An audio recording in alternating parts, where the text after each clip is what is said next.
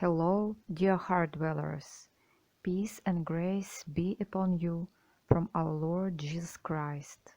My name is Anastasia, or you pronounce it in Russian like Anastasia. I am a translator of Mother Clare's messages into Russian, and today I would like to share with you my testimony about my path, about salvation, love and mercy of the Lord, what He did in my life and how He changed me. I was born in 1982 in the USSR, namely in Russia, which was one of the largest Union republics of the USSR. I was baptized in my infancy in Orthodoxy, in the Eastern Orthodox Church, and my mom told me that I was baptized secretly and in another city, since at that time there was a communist regime in the USSR, and everything related to the Christian faith was harshly persecuted. For example, even so far as parents being fired from work for baptizing their children in the church. Although my parents baptized me, they were not Christians in the true sense of the word. They were worldly people, far from God, and led a worldly lifestyle without God, like many Soviet people of that time. My baptism was most likely a tribute to family tradition, since my maternal great-grandfather, 1875–1934, was an Orthodox priest who was repressed during the years of mass political repression carried out in the USSR during the late 1920s, early 1950s. At that time, the Christian faith was severely persecuted. Temples and churches were blown up, priests were shot, ordinary believers were either shot or dispossessed and sent out to prison, concentration camps, or exiled to remote northern regions of the USSR. My great-grandfather priest had a large family, which he raised in the Orthodox faith. In fairness, it should be added that in the Russian Empire before the 1917 revolution, most people were Orthodox Christians, and despite all the repressions that took place after the 1917 revolution, certain Christian values and traditions were preserved and passed on to the younger generation, including my parents, although in a very weakened degree. And of course, in the years of my parents' youth, 1960s, 1970s, there were no such cruel persecutions and repressions against Christians, but the Christian faith was still persecuted, and the communist godless ideology was planted everywhere. For example, as I mentioned above, parents could be fired from their jobs for baptizing their children in the church. Therefore, I can say that my parents were ordinary Soviet people, brought up in communist ideology, but still retaining certain Christian traditions and faith in God somewhere on a subconscious level, which is why they baptized me. But after my baptism, they didn't raise me in Christian values or in the Christian faith, since they could not give me what they themselves did not have. When I now recall my childhood, I can say that I have always known deep down, on an intuitive level, that God exists, that He is omnipresent and omnipotent, and that He hears me. although no one had ever told me about him. However, at the same time, I didn't know whom Jesus Christ was and what he did for us. I always wondered why he was called the Savior, what he saved us from, why we needed to be saved at all, and what relation he had to God. All these questions were always shrouded in some kind of mystery for me. There was no one to ask about them, since our family had no Christian acquaintances. I didn't know what a church was, what church services were. My parents never attended any church. I didn't know what prayer was or how to pray in general. If I talked to God, it was always in a simple way and with my own childish words. And the most amazing thing that I remember is I almost always got an answer from him. I don't remember if we had a Bible in our house, but if we did, no one ever opened or read it. That's how my childhood passed. The Iron Curtain began to crumble by the end of the 1980s as a result of the policy of transparency, glasnost, and openness carried out in the USSR and Eastern European countries. The symbol of the fall of the Iron Curtain was the destruction of the Berlin Wall. The official date of the end of this period was January the 1st, 1993, although the collapse of the USSR itself occurred a little earlier, December the 25th, 1991. Along with it, the communist regime collapsed in Russia. State persecution of the Church of all Christian confessions and denominations stopped only in the early 1990s. For the first time, state TV channels began to show films about Jesus Christ, timed in conjunction with some Christian holidays, such as Christmas or Easter. And there was even one children's TV program that showed the children cartoon series Superbook, which chronicled the events of the Old and New Testament, and began to be shown in Russia in 1991. I remember I always watched these biblical series for children with great pleasure, as well as movies about Jesus. I always wanted to stay longer in the atmosphere of these movies, as Jesus seemed to be very kind, and I really wanted to learn more about him, but there was no one to ask about him, and unfortunately, with the end of each movie, the extraordinary atmosphere into which I was immersing myself while watching it always ended. All my questions about Jesus and the Christian faith remained remained hanging in the air.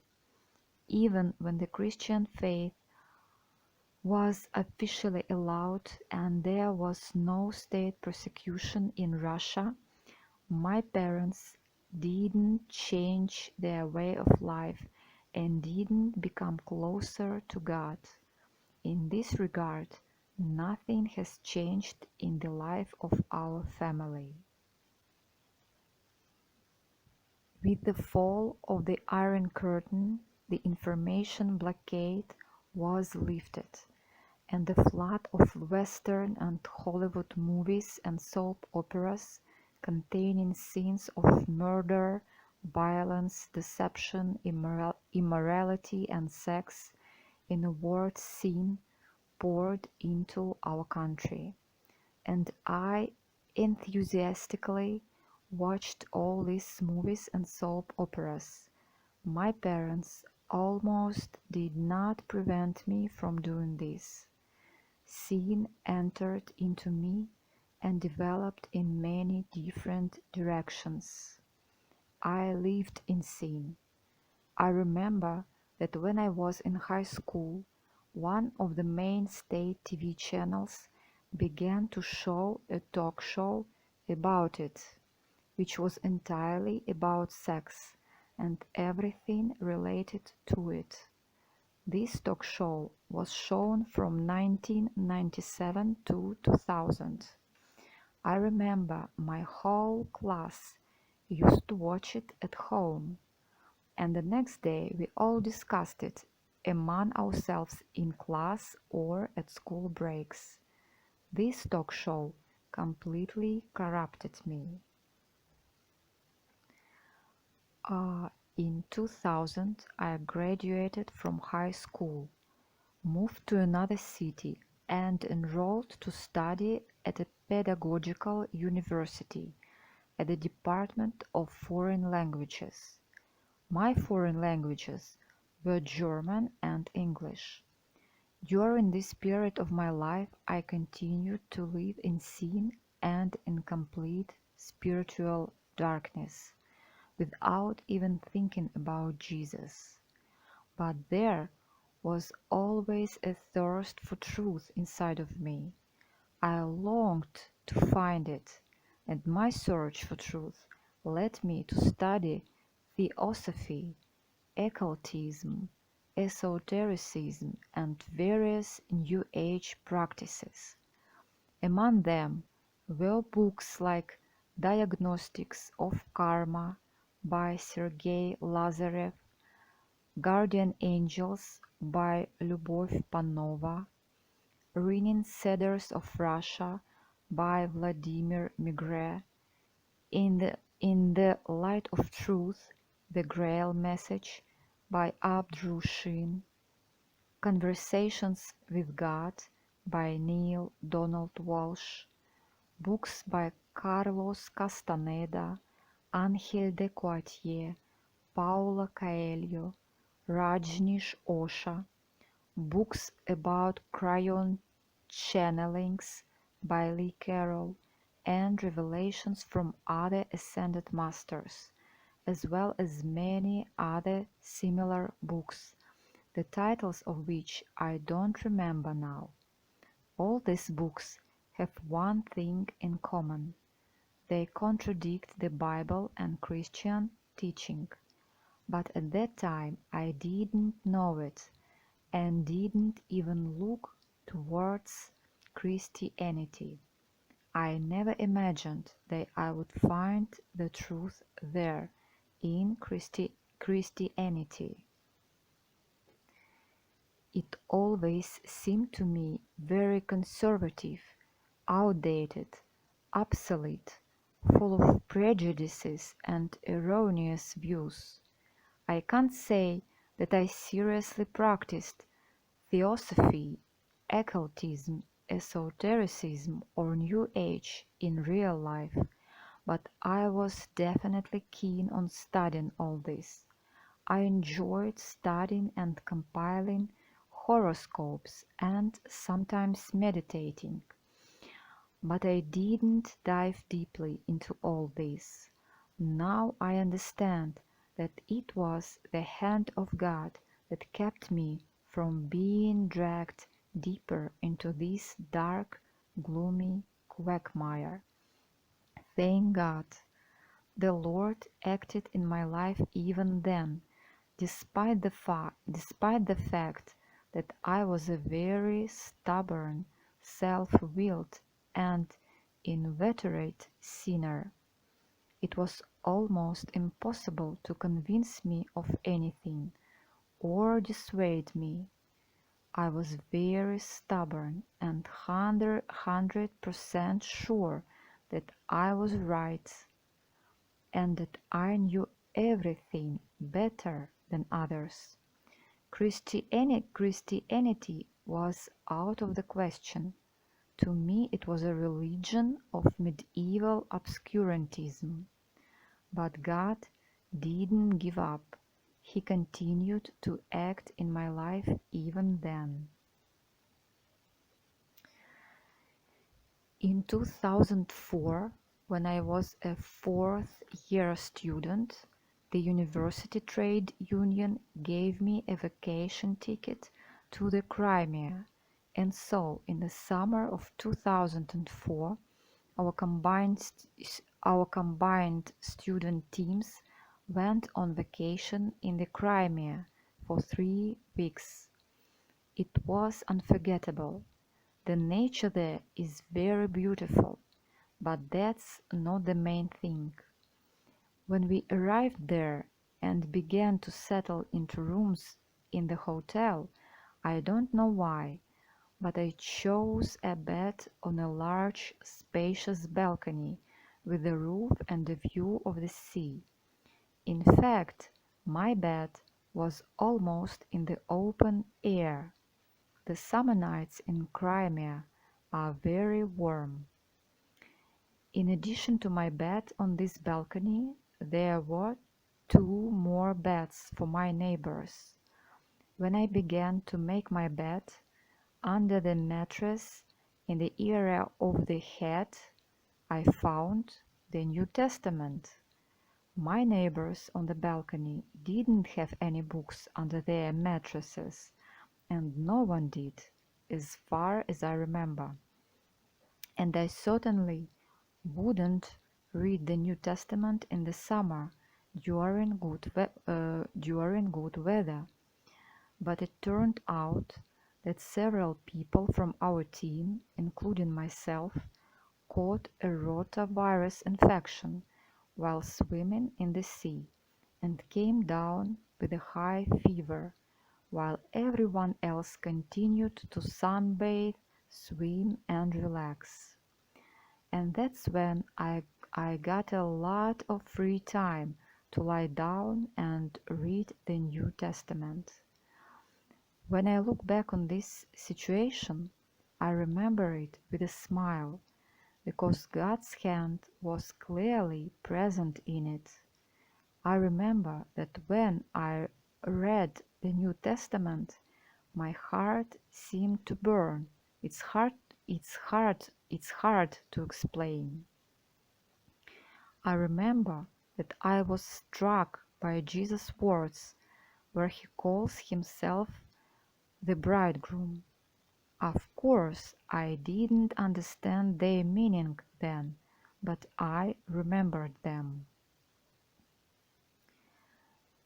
Upon arriving home, I put the New Testament on the shelf and completely forgot about it. My life didn't change at all. I continued to live in sin and darkness. After graduating from university in 2005, I got a job at a big company, and it so happened that my work had nothing to do with my education. So several years passed. I was really saved only in the spring of 2011, but 2.5 years before my salvation and conversion, I had a dream. The scene of the dream was at the seashore in the evening at sunset, and I was standing on this seashore. The sea was to my left. I was standing perpendicular to it, and it was very calm. In front of me, very close, stood a certain man. He didn't say anything to me. He just looked at me with great love. I felt that he knew me very well from the inside and loved me very much.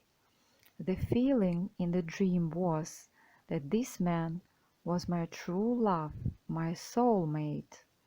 But when I woke up, I felt very sad because I realized that I would probably never be able to find this soulmate of mine in real life. And then I had no idea who this person was. In the dream, I was up to his shoulders. My height is about 164 centimeters or 5 feet 4 inches. I also remembered his beard. I also remembered his beard very well because at that time I really didn't like men with beards, and I remembered his eyes. He had blue eyes. Only later, a few years after my salvation, did I understand whom I met in my dream, as I recognized him in the pictures reconstructed from the Shroud of Turin.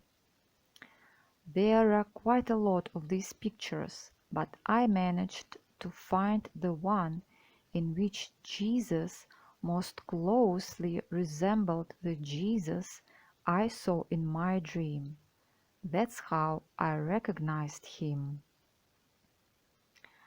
So, I was saved in the spring of 2011 through the testimony of a Pentecostal woman. I am still very grateful to her and to the pastor who interviewed her. I was converted through her testimony. She experienced clinical death and visited heaven and hell. It shocked and shook me to the core. I became a different person, literally overnight.